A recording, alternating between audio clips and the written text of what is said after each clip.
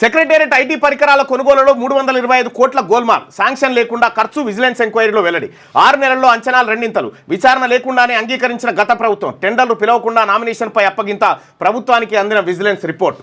సెక్రటేరియట్లో ఐటీ పరికరాల కోసం 325 కోట్లు గోల్మాల్ చేసినట్టు. కేసీఆర్ గారి హయాంలో గోల్మాల్ అంటే చాలా చిన్న విషయం. అది డాడీ నాకు కొన్ని పైసలు ఎన్నిరా బిడ్డ అంటే 15 సరిపోతాయిరా, 30 తీసుకోపో, 30 కోట్లు ఇచ్చేయరా భయ్య, అంత ఈజీగా ఎత్తుకపోయారు.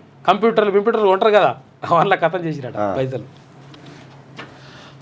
మీకు ఇంకోటి ఏంటంటే 317 జీవో తీసుకొచ్చింది శ్రీపాల్ రెడ్డి సారథ్యంలోనే.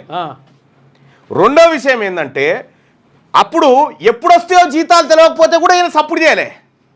అది ఇలా కాంగ్రెస్ పార్టీ ప్రభుత్వం అధికారంలోకి వచ్చిన తర్వాత 1 తారీఖు జీతాలు ఇస్తా ఉన్నారు టీచర్లారా. వీళ్ళు చేసిన కథ గది శ్రీపాల్ రెడ్డిది. ఇగో శాంక్షన్లు లేకుండా 325 కోట్ల రూపాయలు గోల్మాల్ చేసిరట. కోట్లే అలా టెండర్ కూడా కాదు, నామినేషన్ పద్ధతులు ఇచ్చేసిరట. ఇగో నామినేషన్ పై అప్పగింత. ఇగో ఈయనకి ఇవ్వాలనుకుంటే ఇచ్చేసి కథం గంతే. ప్రభుత్వానికి విజిలెన్స్ రిపోర్ట్ అందిందట. ఇది బయటికి రావాల్సినటువంటి అవసరం ఉంది.